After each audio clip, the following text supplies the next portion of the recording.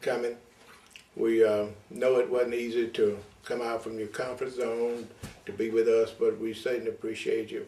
We appreciate you coming at the request of our children. We know that you had some special doing to do this, so we really wanted to let you know we certainly appreciate you all. And my wife and I, we love you all.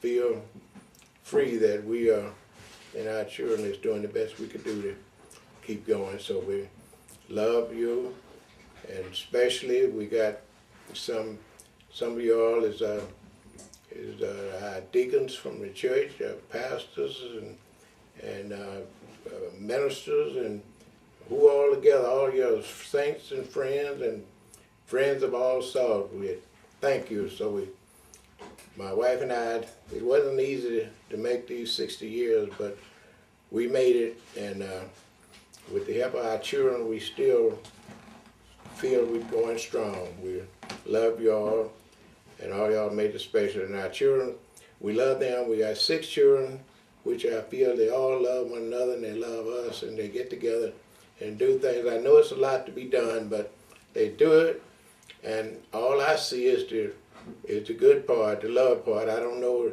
the fine print that we got some fine daughter-in-laws and son-in-laws, and I know they had to have a special part in it, and I don't see nobody frowning on us or looking sad toward what we're doing, but we love y'all, and we... Praise the Lord, everybody. I want to thank the Lord for being here today. I want to thank God for taking care of us over these many years. Thank God for being saved. Thank you all for coming out, being with us today to help us enjoy the 60 years of marriage. And we come a long ways by the grace of God. And we have 6 children during the marriage, and they all have been a blessing to us since we have brought them up. It was a long journey, but the Lord had brought us through it, and we are continuing on in the name of Jesus. And we thank each and every one for coming, and we hope God will truly bless you all, and maybe one day we'll be seeing you or celebrating 60 years of your anniversary. May God ever bless you in Jesus' name.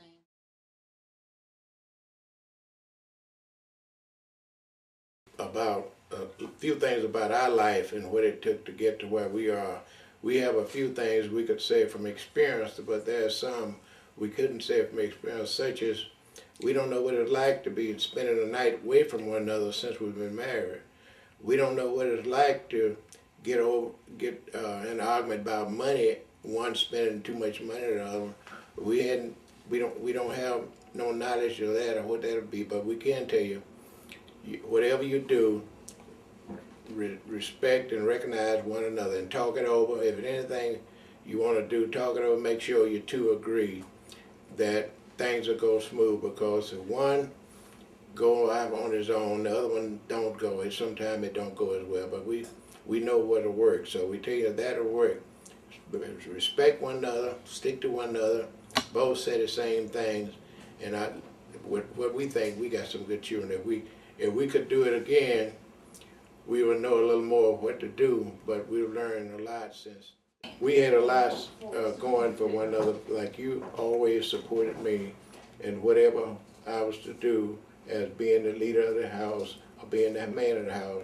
You helped me well to be the man of the house, as well as I helped you to be the lady of the house.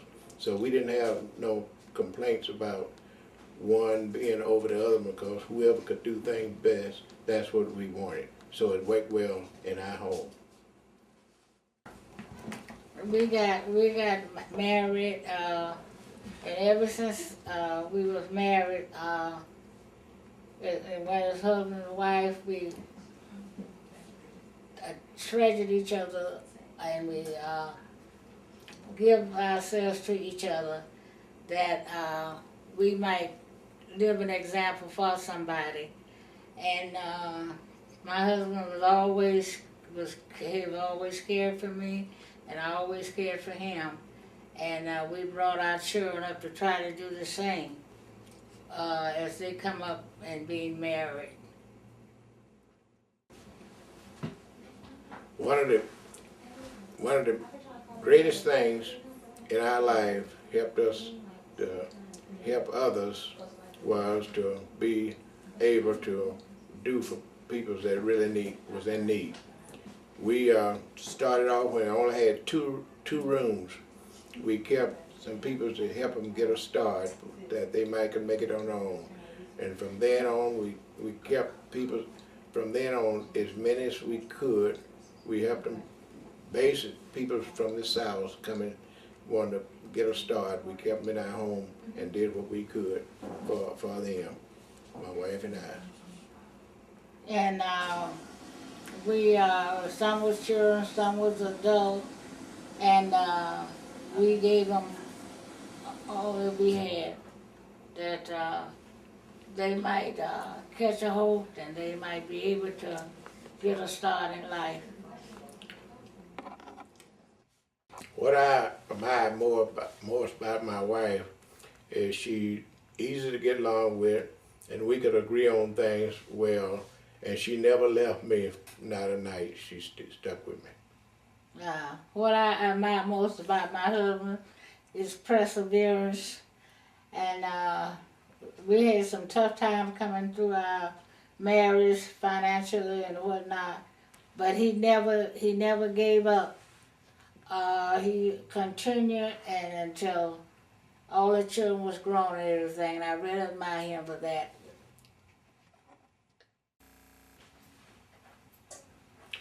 What I like to say to the younger couples that is just getting started, don't let money break up your marriage. Make some way that let somebody be the ruler of the house. If the man's supposed to be the ruler, let the lady help the man to be the head. Help the man to be the man, and you'll have your chance. And the same thing, that man help the lady to be the lady of the house. If one could do things better than the other, such as taking care of bills or other things, don't feel bad if your wife be the one. Just claim her. That's your wife doing your job. So think about that before you go. One thing I think is important that I like to add to that is that young couples need to learn how to communicate when there's a problem in the home. Something's not going right, that they shouldn't separate themselves from each other. The wife pout or the husband leave home. They need to learn how to get together and communicate and talk the problem out and pray that God will work it out.